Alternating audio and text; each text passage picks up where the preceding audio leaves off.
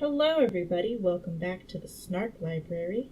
Today we're going to be reading Rattle of Bones by Robert E. Howard. This version of the story was published in Weird Tales, June 1929. So let's find out what the people of 1929 thought was weird, shall we? Alright, Rattle of Bones by Robert E. Howard. Landlord, ho! The shout broke the lowering silence and reverberated through the black forest with sinister echoing. This place has a foreboding aspect. Two men stood in front of the forest tavern. The building was low, long, and rambling, built of heavy logs. Its small windows were heavily barred, and the door was closed. Above the door, its sinister sign showed faintly a cleft skull. Yeah, because when I'm looking for a place to stay, I go and stay in a place with a cleft skull on the door. I mean, I would, but, not if I was in when this story took place. This door swung slowly open, and a bearded face peered out. The owner of the face stepped back and motioned his guests to enter, with a grudging gesture, it seemed. A candle gleamed on a table. A fire smoldered in the fireplace. "Your names?" "Solomon Kane," said the taller man briefly. "Gaston L'Armand," the other spoke curtly. "But what is it to you?" "Strangers are few in the Black Forest," grunted the host. "Bandits many. Sit at yonder table, and I will bring food." The two men sat down, with the bearing of men who had traveled far. One was a tall, gaunt man, clad in a featherless hat and somber black garments, which set off the dark pallor of his foreboding face.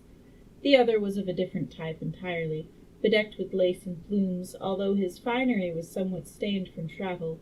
He was handsome in a bold way, and his restless eyes shifted from side to side, never still an instant. The host brought wine and food to the rough-hewn table, and then stood back in the shadows, like a somber image. His features, now receding into vagueness, now lucidly etched in the firelight as it leaped and flickered, were masked in a beard which seemed almost animal-like in thickness.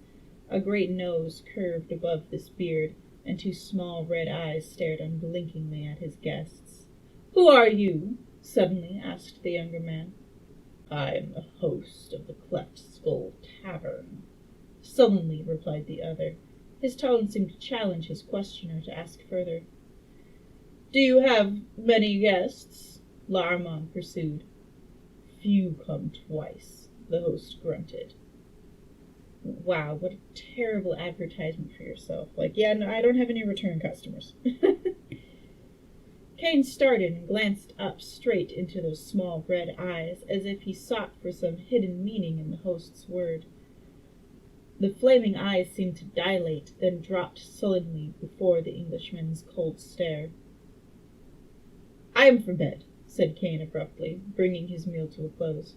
"I must take my journey by daylight." "And I," added the Frenchman. "Host, show us to our chambers." Black shadows wavered on the walls as the two followed their silent host down a long, dark hall. The stocky, broad body of their guide seemed to grow and expand in the light of the small candle which he carried, throwing a long, grim shadow behind him. At a certain door he halted, indicating that they were to sleep there. They entered. The host lit a candle with the one he carried, then lurched back the way he had come. In the chamber the two men glanced at each other. The only furnishings of the room were a couple of bunks, a chair or two, and a heavy table. "Well, is it a chair, or are there two chairs? There's not that much in the room. You can tell as if there are two chairs." What? What a weird, unnecessary addition to that sentence. "Let us see if there be any way to make fast the door," said Kane. "I like not the looks of mine host." "There are racks on the door and a jamb for the bar," said Gaston, "but no bar. We might break up a table and use its pieces for a bar," mused Kane. "Mon Dieu," said L'Armand. "You are timorous, monsieur." "I cannot speak French, I'm sorry." Kane scowled. "I like not being murdered in my sleep," he answered gruffly. "My faith," the Frenchman laughed, "we are chance met. Until I overtook you on the forest road an hour before sunset, we had never seen each other." "I have seen you somewhere before," answered Kane, "though I cannot now recall where. As for the other, I assume every man is an honest fellow until he shows me he is a rogue. Moreover, I am a light sleeper and slumber with a pistol at hand." The Frenchman laughed again. "I was wondering how Monsieur could bring himself to sleep in a room with a stranger." I'm just gonna stop saying Monsieur. Msieu. Okay, I'm just gonna stop saying that because I know I'm pronouncing it wrong. Let's try that again. "I was wondering how you could bring yourself to sleep in the room with a stranger." "All right, Englishman, let us go forth and take a bar from one of the other rooms." Taking the candle with them, they went into the corridor. Utter silence reigned, and the small candle twinkled redly and evilly in the thick darkness. "Mine host has neither guests nor servants," muttered Solomon Kane. "A strange tavern. What is the name now? These German words come not easily to me. The Cleft Skull? A bloody name." They tried the rooms next to theirs, but no bar rewarded their search. At last they came to the last room at the end of the corridor. They entered. It was furnished like the rest, except that the door was provided with a small barred opening, and fastened from the outside with a heavy bolt, which was secured at one end to the door jamb. They raised the bolt and looked in. "There should be an outer window, but there is not," muttered Kane. "Look." The floor was stained darkly. The walls and the one bunk were hacked in places, great splinters having been torn away. "Men have died in here," said Kane soberly. "Is yonder not a bar fixed in the wall?" "Aye, but 'tis made fast," the Frenchman said, tugging at it. What? Men have died in here. Why are you still there? Why don't you leave? What are you two? You guys are just like, okay, yeah, let's get the bar and go back to our room. What? One of them is the monster. I'm calling that now. "Aye, but 'tis made fast," said the Frenchman, tugging at it. A section of the wall swung back, and Gaston gave a quick exclamation.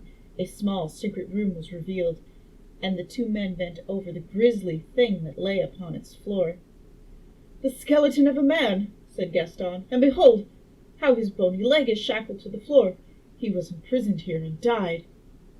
"Nay," said Kane, "the skull is cleft. Methinks mine host had a grim reason for the name of his hellish tavern.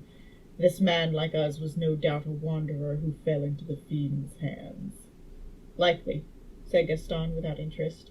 Without interest? You, Gaston! He was engaged in idly working the great iron ring from the skeleton's leg bones. Failing in this, he drew his sword with an exhibition of remarkable strength, cut the chain which joined the ring on the leg to the ring set deep in the log floor. What is your sword made out of? Good Lord. Why should he shackle a skeleton to the floor? Mused the Frenchman. Mon Dieu, 'tis a waste of good chain. Now, my friend, he ironically addressed the white heap of bones, I have freed you, and you may go where you like. Have done. Kane's voice was deep. No good will come from mocking the dead. The dead should defend themselves, laughed L'Armand. Somehow I will slay the man who kills me, though my corpse climbs up 40 fathoms of the ocean to do it. I have Princess with me today. She started it out. She's in my lap. Princess, look at all of these red flags. Look at all the stupid travelers doing things like unleashing the abomination from the hidden door and breaking his chain, and then probably going back to their brooms. Tea break. It's nothing exciting, it's just English breakfast. You know, when I started this channel, I wanted to get all of my favorite fancy teas and surprise you all with favorite fancy teas, but I just haven't gotten around to getting fancy tea. So every time I'm like, okay, well, black tea again. Kane turned toward the outer door, closing the door of the secret room behind him. He liked not this talk that smacked of deemery and witchcraft, and he was in haste to face the host with the charge of his guilt. As he turned with his back to the Frenchman, he felt the touch of cold steel against his neck, and he knew that a pistol muzzle was pressed close beneath the base of his brain. Move not, my friend, the voice was low and silky. Move not, or I will scatter your few brains over the room. The Puritan, raging inwards, stood with his hands in the air while L'Armand slipped his pistol and sword from their sheaths. Now you can turn, said Gaston, stepping back. Kane bent a grim eye on the dapper fellow, who stood bareheaded now, hat in one hand, the other hand leveling his long pistol. "Gaston the butcher," said the Englishman soberly. "Fool that I was to trust a Frenchman. Racist! Ah, so racist. You range far, murderer. I remember you now with that cursed great hat off. I saw you in Calais some years agone. I'm sorry, his hat was what was hiding his identity? Okay. Aye. And now you will never see me again. What was that?" "Rats exploring your skeleton," said Kane, watching the bandit like a hawk, waiting for a single slight wavering of that black gun muzzle. "The sound was the rattle of bones." "Like enough," returned the other. "Now, Monsieur Kane, I know you carry considerable money on your person. I had thought to wait until you slept and then slay you, but the opportunity presented itself and I took it. You trick easily. I had little thought that I should fear a man with whom I had broken bread," said Kane, a deep timbre of slow fury sounding in his voice. The bandit laughed cynically. His eyes narrowed as he began to back slowly toward the outer door. Kane's sinews tensed involuntarily. He gathered himself like a giant wolf about to launch himself in a death leap, but Gaston's hand was like a rock, and the pistol never trembled. "We will have no death plunges after the shot," said Gaston. "Stand still, monsieur. I have seen men killed by dying men, and I wish to have distance enough between us to preclude that possibility. My faith, I will shoot you. You will roar and charge, but you will die before you reach me with your bare hands, and mine host will have another skeleton in his secret niche. That is, if I do not kill him myself. The fool knows me not, nor I him, moreover." The Frenchman was at the doorway now, sighting along the barrel. The candle, which had been stuck in a niche on the wall, shed a weird and flickering... Wait, was the candle... Okay, they stuck their candle there, because otherwise they walked into it and already lit. Okay. The candle, which had been stuck in a niche on the wall, shed a weird and flickering light which did not extend past the doorway, and the suddenness of death from the darkness behind Gaston's back, a broad, vague form rose up, and a gleaming blade swept down. The Frenchman went to his knees like a butchered ox, his brains spilling from his cleft skull. Above him towered the figure of the host, a wide and terrible spectacle, still holding the hanger with which he had slain the bandit. "Ho-ho!" he roared. "Back!" Kane had leapt forward as Gaston fell, but the host thrust into his face a long pistol which he held in his left hand. Is everyone in this story a murderer? Is this just that thing where the serial killers, pick each other up hitchhiking or something? "Back!" he repeated in a tigerish roar, and Kane retreated from the menacing weapon and the insanity in the red eyes. The Englishman stood silent, his flesh crawling as he sensed a deeper and more hideous threat than the Frenchman had offered. There was something inhuman about this man, who now swayed to and fro like some great forest beast, while his mirthless laughter boomed out again. "Gaston the butcher!" he shouted, kicking the corpse at his feet. "Oh, my fine brigand will hunt no more. I had heard of this fool who roamed the Black Forest. He wished gold, and he found death. Now your gold shall be mine, and more than gold. Vengeance!"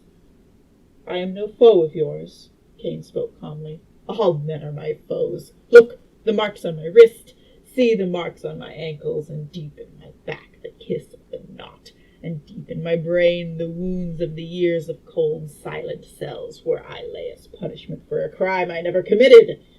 The voice broke in a hideous, grotesque sob. Crime you never committed. The skeleton in your closet, says differently, my dude.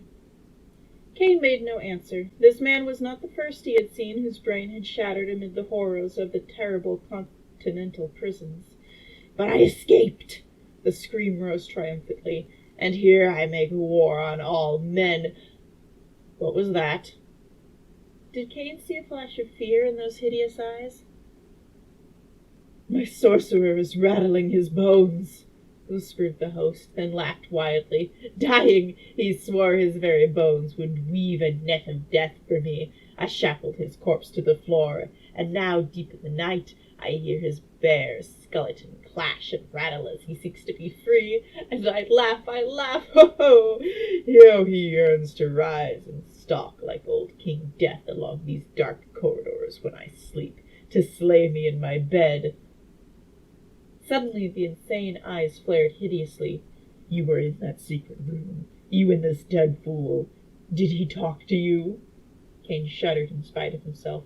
Was it insanity, or did he actually hear the faint rattle of bones, as if the skeleton had moved slightly? Kane shrugged his shoulders. Rats will even tug at dusty bones. The host was laughing again. He sidled around Kane, keeping the Englishman always covered, and with his free hand opened the door. All was dark within, so that Kane could not even see the glimmer of the bones on the floor. All men are my fools, mumbled the host in an incoherent manner of the insane. Why should I spare any man? Who lifted a hand to my aid when I lay for years in the vile dungeons of Karlsruhe? And for a deed never proven, something happened to my brain then. I became a wolf, a brother to those in the Black Forest to which I fled when I escaped.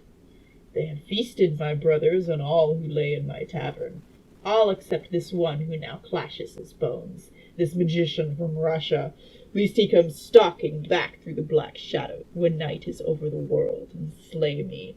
For who may slay the dead? I stripped his bones and shackled him. His sorcery was not powerful enough to save him from me, but all men know that a dead magician is more evil than a living one. Move not, Englishman! Your bones I shall leave in the secret room beside this one, too. The maniac was standing partially in the doorway of the secret room, now his weapon still menacing Kane. Suddenly he seemed to topple backwards and vanish in the darkness, and at the same instant a vagrant gust of wind swept down the corridor and slammed the door shut behind him. The candle on the wall flickered and went out. Kane's groping hands, sweeping over the floor, found a pistol, and he straightened, facing the door where the maniac had vanished. He stood in utter darkness, his blood freezing, while a hideous muffled screaming came from the secret room, intermingled with the dry, grisly rattle of fleshless bones.